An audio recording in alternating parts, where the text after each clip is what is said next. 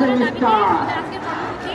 যতক্ষণ পর্যন্ত না বিশ্ববিদ্যালয় কমিশন গঠন হবে আমরা আমাদের আন্দোলন চালিয়ে যাবো। আমরা আমাদের এই কর্মসূচি আজকে 4টা পর্যন্ত সময় নির্ধারণ করা হয়েছে, তবে সময় সাপেক্ষে আমাদের কর্মসূচির সময় বর্ধিত করা হবে।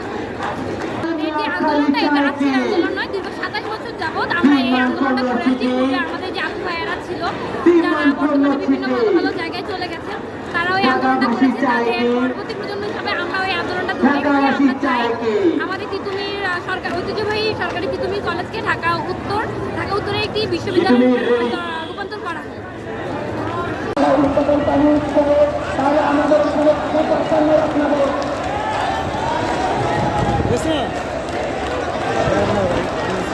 ভিডিও